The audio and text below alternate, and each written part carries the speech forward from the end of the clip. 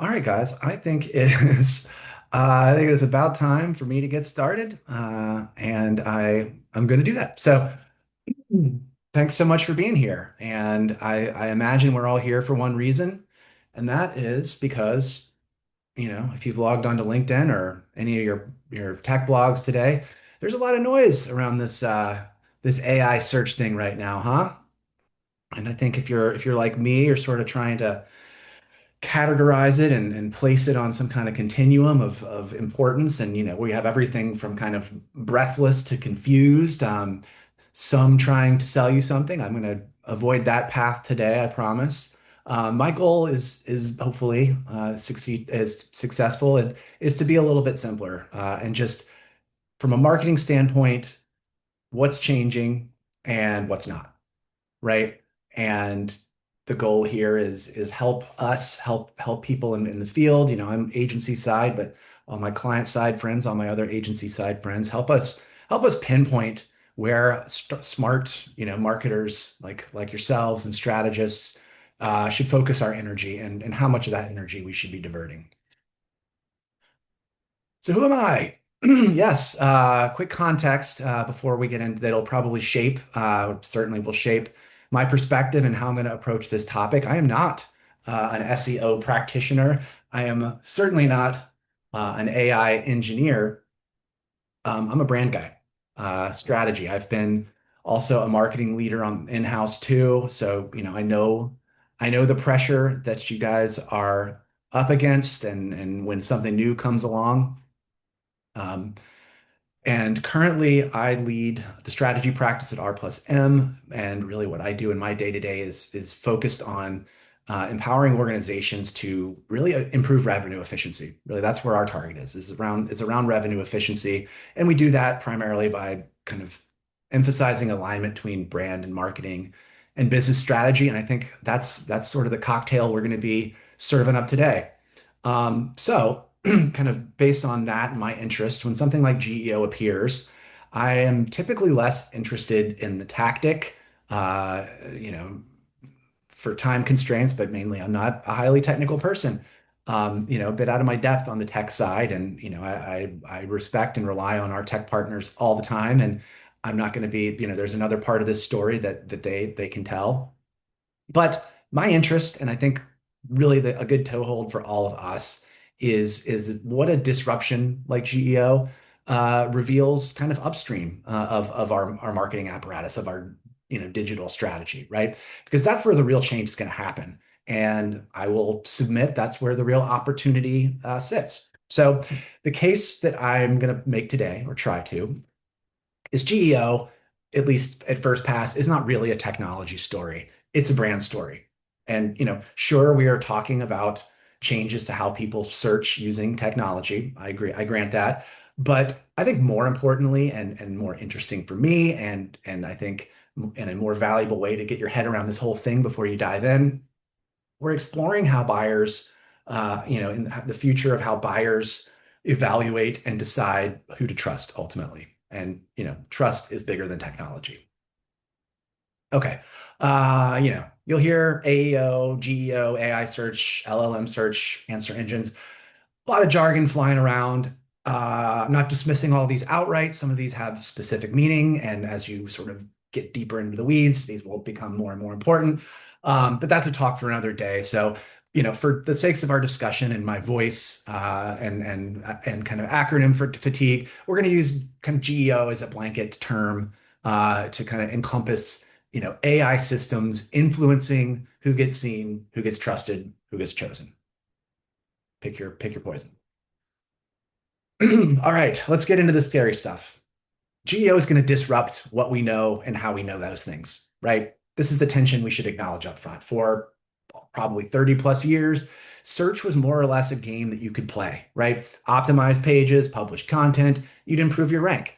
GEO is going to change those rules, kind of pull the rug out from under us a bit. Visibility, as we have come to know it, is going to become less engineered and more earned. And that's a theme we're going to return to over and over again today. Why does that matter? Because GEO fundamentally is not just a new way to search, it's a new way that customers discover you, right? the familiar funnel stages that we kind of ascribe to our digital journeys, they don't disappear, but they will compress into this kind of faster, less visible decision moment happening within an AI experience. So like that sounds very alien to, SEO 2.0, and I think it should. I think additionally, the system is going to do some of the clicking for us, right? People are still doing the things that they do. They are still evaluating options, but they're doing it a lot more before they even hit your site, and often without leaving those important signals that we marketers used, that we're used to reading, that we're used to tracking, that we're used to kind of hanging our hat on. So, in short, the front door is moving, and obviously, nobody here today wants to wake up invisible. So what we're going to get into is sort of the specifics of what's changing and how to get our head around on sort of how to make sense of all that. Okay, so first, referenced this a moment ago, but yeah, the real shift that we need to be focused on is not just about traffic, it's about decision formation. So again, something bigger, I think, than technology, something more about kind of human behavior and how that reflects in technology, if you'll allow me to kind of split hairs. Evaluation as we know it from like our customer journey used to happen across the website, across search results. We'd have nurture flows, we'd see our sales conversations. But what we're seeing in this AI environment is all of this is kind of happening before any of these really groovy outcomes that we work so hard for are hitting our dashboard, right? As marketers, that's scary. That's a red alert. It's happening inside these AI environments. Like, if you've got that ChatGPT app on your desktop or on your phone, like that's not, you're doing web browser stuff in something that is decidedly not a web browser. That's a big change. Um, the funnel's not disappearing. Like this isn't disrupting how people buy. It's disrupting our ability to see how they're buying. It's also kind of moving some of these funnel up activities upstream, and importantly for us, out of our view. Okay, so kind of here's what I think are kind of the main points, the top hits here, right? When we talk about the impact on our funnel, we have to accept that AI is compressing some of this early stage research, right? So instead of five people on a buying committee doing kind of a separate and kind of messy group, vendor research process, this buying group might start be getting this kind of synthesized point of view that's coming from these AI results. The upside, of course, is we can usually, we can potentially use this to create, buyer group alignment even faster, even before we have to start the sales conversation. On the other side, if your brand is absent from that synthesis, as you're absent from those answers, you're starting the race behind. Let's look a little bit about like what I mean by that, right? Here's kind of the new reality that we're all seeing every day when we pull up our browser, right? That top or organic search result that we have worked so hard to optimize our pages and content for, it's still there. But look, it's way, way down at the bottom, right? That's a hard pill to swallow, right? That our former, that beachfront real estate that this brand used to enjoy now has like a full resort built right in front of it, blocking the view. So what we got to kind of accept is PageRank no longer sort of is a one-to-one correlation with visibility, or at least not in the way it used to be, right? When the user query, when the question they're asking is resolved and all this other stuff that's happening up top in this AI layer, the click to that number one spot might not ever happen. SEO still matters, but SEO alone is no longer going to guarantee the outcomes that we were looking for, the outcomes that branch off from that top search result. Because I think nobody's ever said that the only thing that matters to me is being number one. It's what does being number one, what does having that rank and that visibility do for me? And that is the same question we should still be asking ourselves, but we have to look elsewhere for that answer. So, in this old model, the rank itself kind of created all the opportunity we needed. But in this new model, this sort of inclusion up top, right? That's the ground we're looking to win. That's where the opportunity is going to be increasingly. Okay, let's get even deeper into the discomfort, right? We are facing a crisis of attribution. All of us who are accountable for ad spend, who are accountable for metrics and dashboards, a lot of the things that we have relied on for a long time, stuff like traffic, and bounce rate and time on site, they start to lose meaning and value and sort of volume when this journey is beginning kind of upstream of our site in places that we don't really get to see. And what that's going to mean for us is our dashboards on the surface are going to show less activity. Our attribution models are going to start to get fuzzier, right? Referral traffic might just start looking weird. So our reports, our way of tracking success and progress, will need to evolve. But there's an upside as far as I'm concerned. GEO, this shift pushes us towards measuring what has mattered all along in the global sense, right? Things like relevance, things like trust, things like influence. For brand-minded folks or even just sort of people who are thinking broader, these things should start to sound familiar. And I think that's what is exciting about this, right? It's no longer a separate set of rules for visibility online that are dictated by kind of the strange tactical, not strange, I shouldn't, I have nothing against SEO and SEO practitioners, but we're not going to have two sets of rules anymore for visibility and trust. And I think that's very compelling. And it kind of, I think, tips the scale back towards more sort of holistic brand thinking rather than I have to figure out a strategy for this one channel. Hey, we're all busy. I think the fewer frameworks we have to know, the fewer strategies we have to employ, the better, as far as I'm concerned. Um, this stuff I'm talking about is not hypothetical. It's happening now and not just around the bend. Recently, and I say recently, like this is like a few weeks ago now, so recent is relative in this world. But LinkedIn, they were publicly discussing some meaningful drops that it observed in its non-brand B2B traffic patterns, even like perplexingly, as their rankings stayed stable, right? And that distinction matters because if your rank holds while your traffic falls, the issue you're solving for is not about SEO execution. It is about this bigger thing, this discovery behavior that we've been discussing. Um, and this is, I think, where it starts to get real. When AI is generating these answers, that all that real estate at the top of the search page that we were talking about, it's pulling from places like Reddit. That's crazy for us. And especially if you're in the B2B world, right? Obviously from LinkedIn, from Wikipedia, right? From YouTube, places where people and not just brands are sharing, they are debating, they are validating, and they are recommending. And if you look closely, Google is way, way down here. Gosh, where they are all the way at the bottom in citation share, and not, of course, because they lack content. And you can see sort of it is completely inverse their traffic, their monthly visits versus their influences in these citations. Google still dominates traffic, but it's no longer has the monopoly on visibility. Visibility, as we see here, is now widely distributed, and I think that's game changing.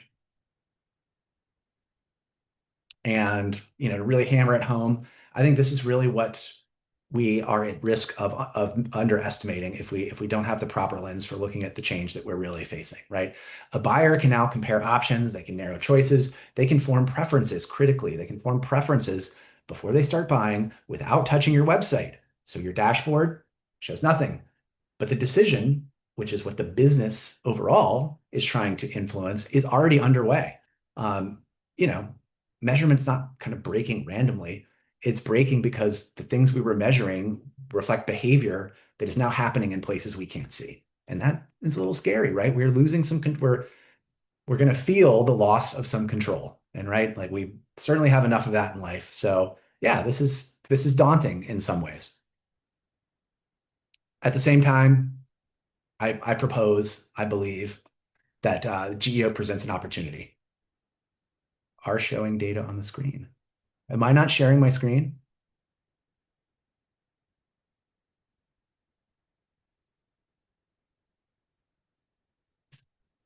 Okay. No, I see some people not. Okay, thanks for the chat, guys. And my face. Oh no, that's not a plus. Um, I'll leave my email address in here. Sorry, quick aside in this chat. And Anybody who needs wants a copy of this or a recording afterwards, I'll make sure to get to you and answer any questions. So I'm having some mild panic now, not trusting that my computer is working. So I'm gonna shove forward. Um, okay. Thank you, everybody. I appreciate the reassurance. Okay, thumbs up.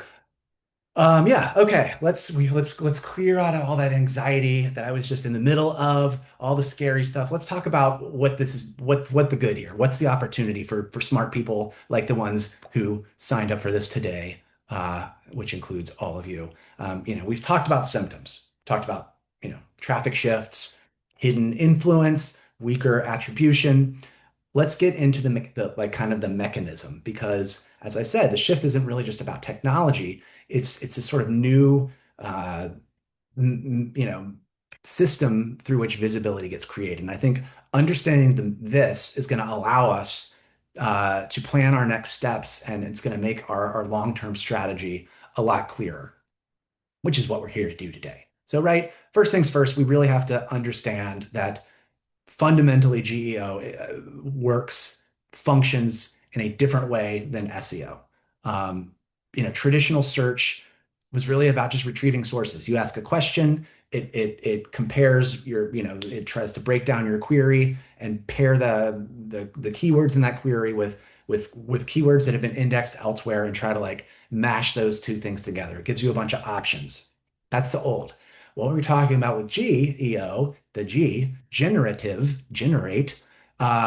doing something very different.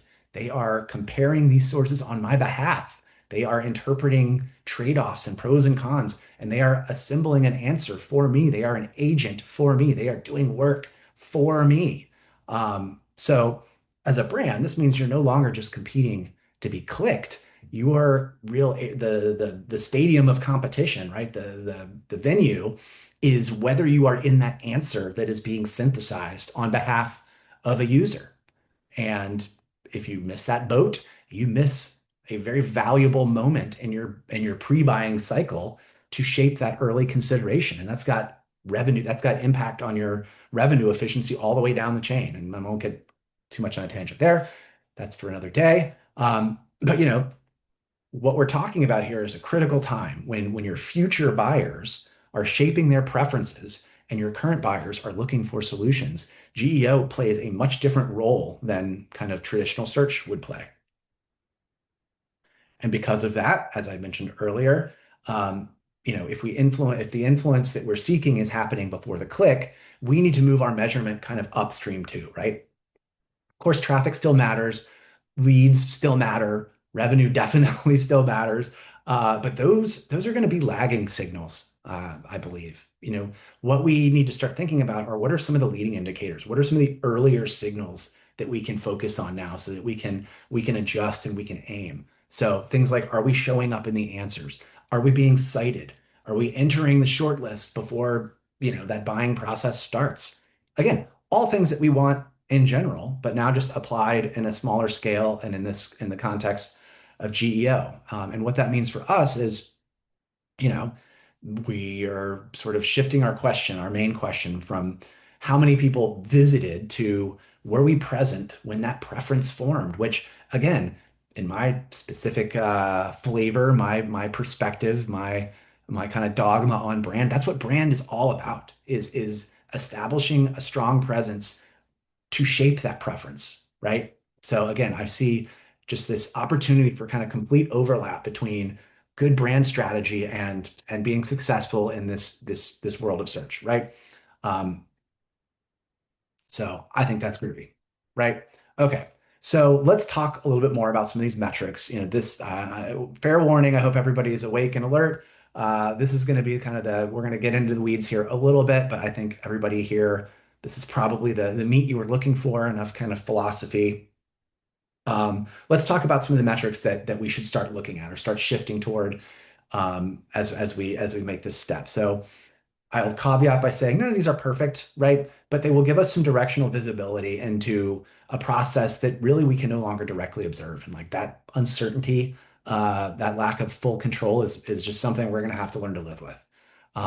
I think a good way to put it is like these will be kind of signals of influence, not just kind of attribution. And again, these create leading indicators for us, which is helpful. All right, so first, let's talk about visibility rate. This is how often does your brand show up inside these AI generated answers for kind of priority queries, right? And this is essentially, you think about it as retrieval frequency. And this is something you can track on your own manually. We do this every day.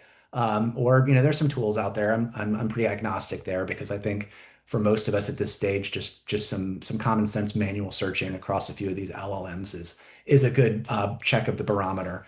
Because the goal is not precision, it's trend direction. Next up, citation share.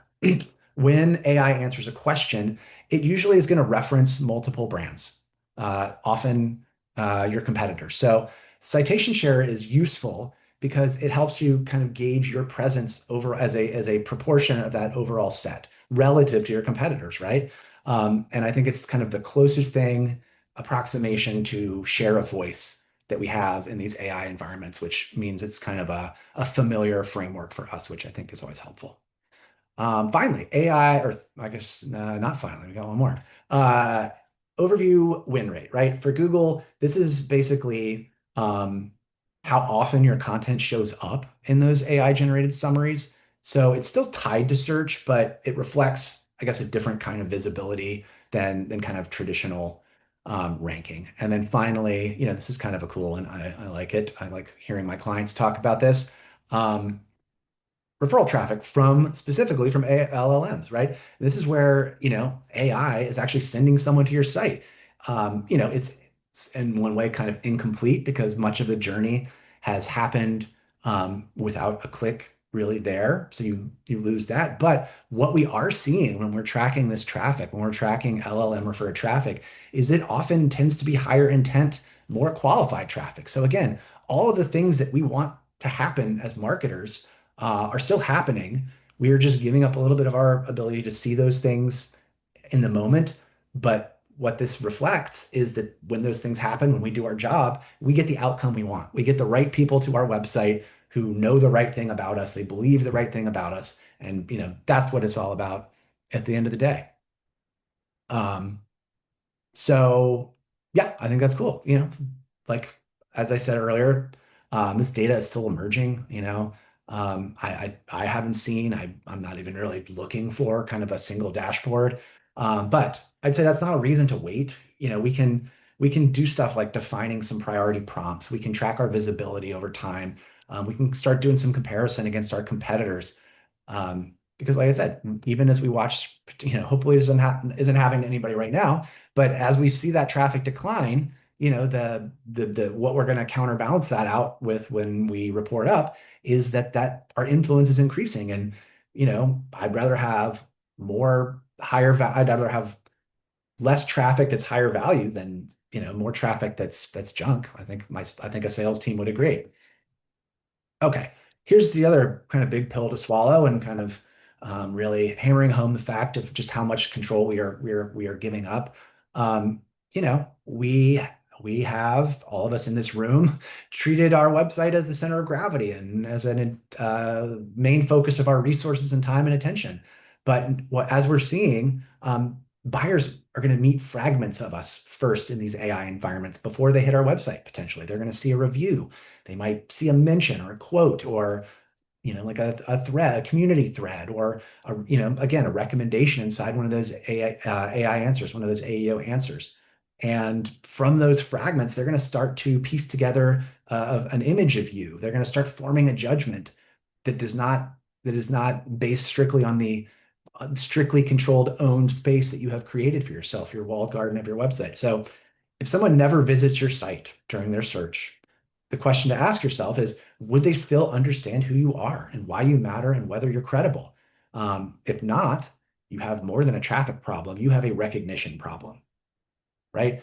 And I submit that many organizations are not as equipped to deal with recognition problems. They are built for outputs, kind of over coherence, right? Outputs are easy, one department can knock that out of the park. I'm sure everybody here is doing that. Coherence is harder. How do we all agree? How do we all move together? So, you know, uh, our homepage used to be our main source of truth for our brand. Now that source of truth is distributed across the whole ecosystem. And that is not just a tactical shift, that is arguably an operational shift for us to start thinking about. Okay, so if you take one thing away today, I'm hoping it is this idea because I think this is how it has helped me understand this whole thing. Visibility is again not something we can or even should try to engineer directly. Visibility has to be earned because these AI systems are choosing their sources using multiple signals of confidence, right? They're looking at credibility and clarity and consistency. They're looking for information to be corroborated, in by multiple parties, right? In short, if you and what the payoff there is, if you hit these signals, if you are trusted, you are retrieved. If you are retrieved, you are visible. So again, we shift from this kind of singular focus on, like, not to pick on SEO, like keyword tactics, which again, that's not putting it as charitably as it deserves. But what we see is authority becomes this much more holistic um, concept for us to pursue. And again, that is why I think brand sort of exists in that space. Brand kind of gives us that ability to spill over into all these other things. Okay. Second distinction, authority is not just about popularity. It's not just reach. It's not just being the loudest. I don't think anybody here would make that mistake.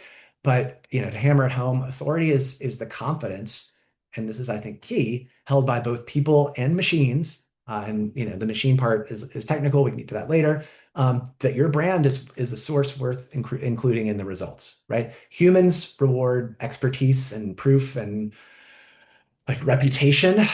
Machines are going to reward things like structure and consistency and freshness and corroboration, right?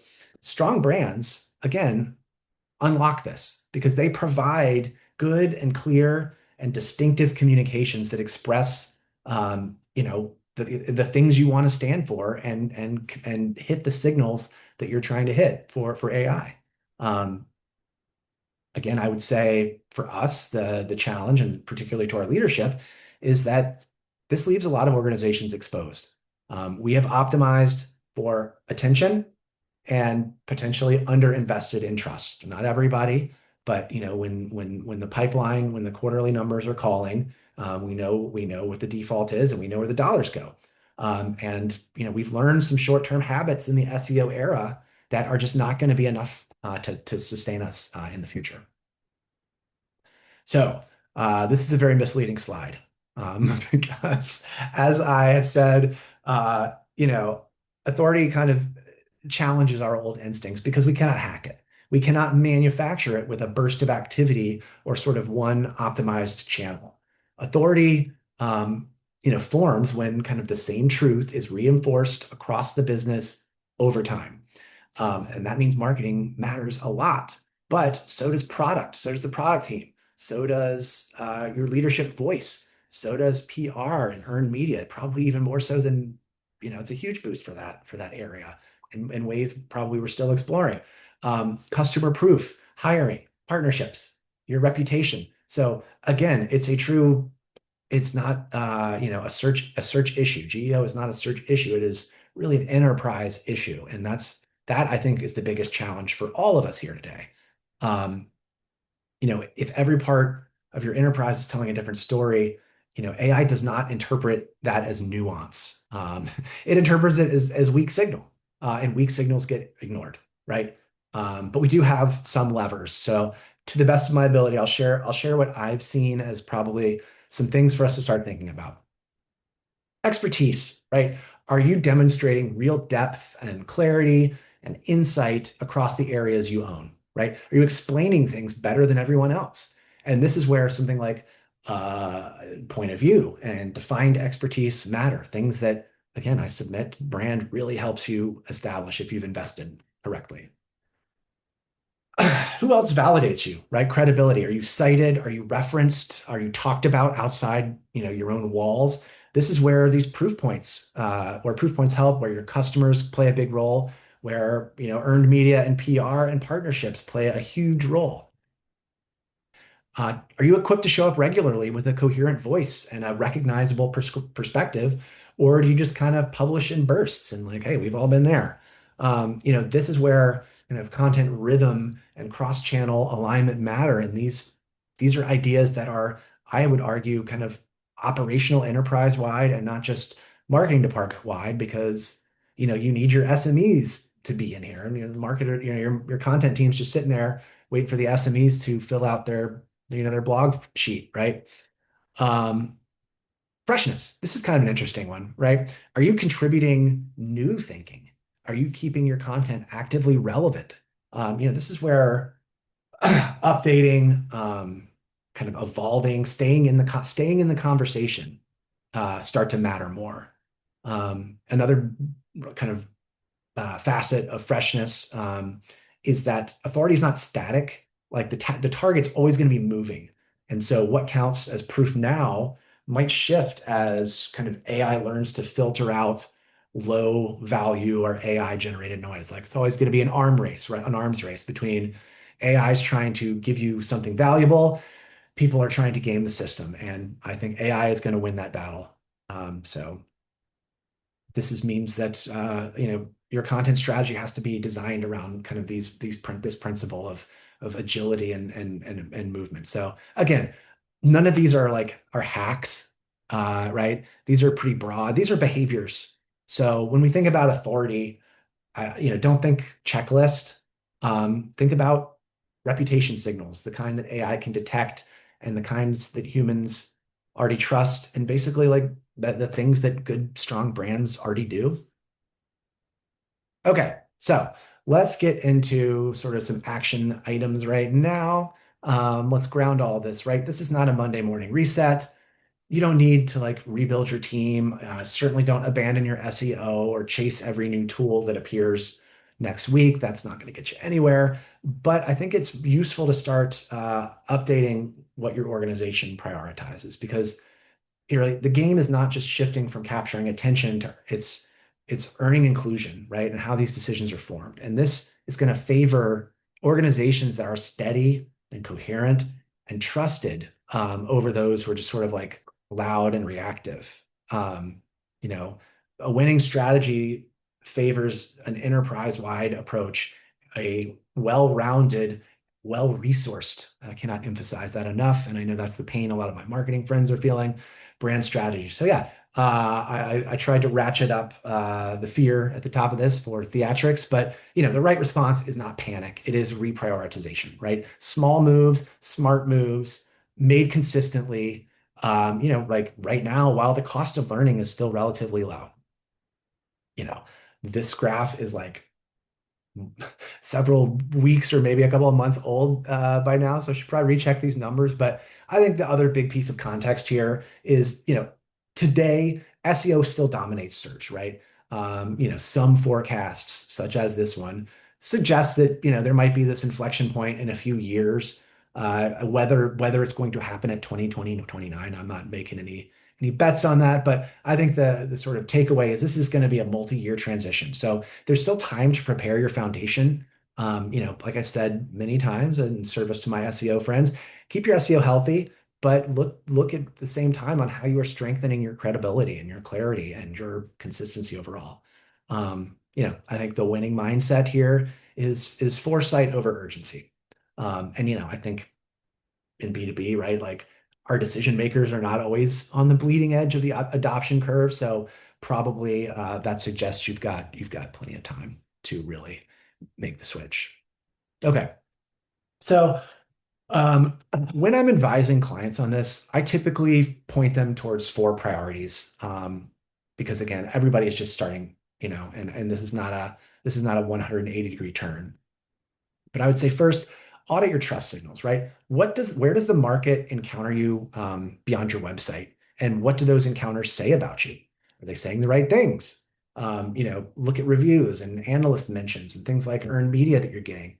Um, Take your executive presence, look at that as a whole. Look at your partner ecosystem and kind of other places where third-party validation is happening. Second, and this is sort of a technical and sort of holistic approach, map your buyer questions, your priority buyer questions. What are the high stakes questions that buyers are asking before they ever speak to you, right? What are they doing in their LLM? What are they doing when they pull up ChatGPT and start noodling around on how they're going to solve their problem? Those are the moments where, you know, AI is going to start shaping those perceptions before that purchase happens, and that's a huge opportunity. Um, Another one, start diversifying, man. You got to build that offsite authority. Your credibility increasingly is going to be built out in the open through citations and expert content, interviews, partnerships, proof that other people can see that you don't necessarily own. And again, I think this is a really interesting moment for earned media, and sort of how those that kind of you know Ermina is well-established tactics start to rise up here because they align more with the kind of things that align with authority, right? Where you are ceding some of the control of the message uh, to your presence in the overall ecosystem. And then, of course, I'm a strategy marketing guy. We got to start nudging those metrics forward, right? Keep measuring your traffic, keep tracking your conversions, but start thinking about incorporating some of these visibility metrics like citation share and an AI overview presence and kind of some of this qualified referral behavior. You don't need a perfect GEO strategy tomorrow, right? So just today, you just need to get nimble and start thinking a little bit bigger. What could that look like, right? It's a fair question. What's in it for me? How's this going to look? I think what we think about is we should think about probability.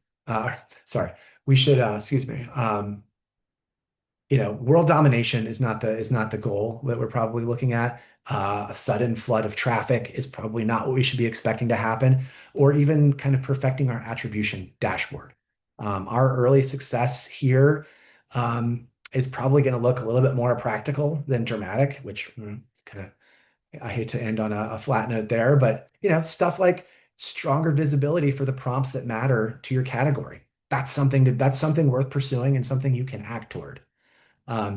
Increasing your third-party presence and proof through, like I said, reviews and mentions and citations and validation beyond your own website. And how are you prompting those things to happen? This goes back to the enterprise and kind of operational side of this. Stronger internal alignment where teams are telling a more consistent story and the market understands you more clearly. And then, finally, like this is sort of the revenue adjacent one, right? Higher quality referral traffic, fewer kind of randoms, visitors being more informed, having clearer intent. So, in other words, kind of the first signs of progress, I think we should look at quality over volume, right? And, the organizations that understand this early are gonna have a much easier time because they're gonna stop chasing these kind of vanity spikes, and they'll be building the things that compound and create lasting advantage. And that matters because the next point I want to leave you with is really what drives visibility in these systems. You don't have to just take it from me, right? This is a work report that came out like this week, last week or something, or maybe it was in March. But it looked at, research across a bunch of brands showing that almost two-thirds of the LLM visibility they were getting could be attributed to activities more aligned with long-term brand building activity. Only a small percent was citation value. You can see paid media as a smaller piece too. And what this suggests to me is that visibility in these AI environments is driven less by this kind of tactical decision chasing. And these are the folks that are going back. Um, we don't want to fall back on our kind of SEO optimization thinking when really the winning strategy is going to hinge on whether the brand already has strength, whether we have recognition, whether we have an active market presence, right? In other words, like GEO may feel new, but really the advantage is going to belong to brands that have invested in things like reputation and have built and worked toward clarity and have resourced and committed to consistency over time, right? So, you know, my point of view is that when we're navigating this, strong brands will always be visible, right? It's not, as I said, fully a technology story. It's a trust story. The platforms are going to change, interfaces will evolve, behaviors, they'll keep shifting. And um, I submit that the things that endure is simpler. People and like now the AI, they look to the voices they trust, right? That's why strong brands continue to be visible, not because they hacked the system, but because they built confidence like before this AI conversation even started, right? They've got clarity, consistency. They stand for something. They've got a point of view that they can defend and that can allow them to disagree and participate in the conversation as it happens. They are recognizable wherever they appear because of by virtue of that point of view and that perspective. So, we're not going to chase the acronyms or workarounds. Let's focus on the durable path, right? The one, build a brand that establishes trust across the whole ecosystem because strong brands don't rely on platforms for their visibility. They sort of carry it wherever they go, right? I think that the brands that and the companies, the businesses, and the teams that understand this early, they're going to thrive. And the rest might be wondering why they disappeared. And I hope that doesn't happen to anybody. But so that's my 2 cents. Thank you guys for being here. We've got maybe a couple of minutes for some questions. Love to see it. This is a link. I'm a consulting person by trade. It's very unnatural for me to be doing this much one-way talking. So I'm much more in my element, engaging in this stuff in like a conversation. So I'm always keen to hear sort of what this looks like from where you sit. So this will take you to my calendar, and I would be delighted to talk about this stuff with anybody who wants to. I want to know what this looks like from where you guys sit. But yeah, I think we have some time for some questions, I think, if there's any.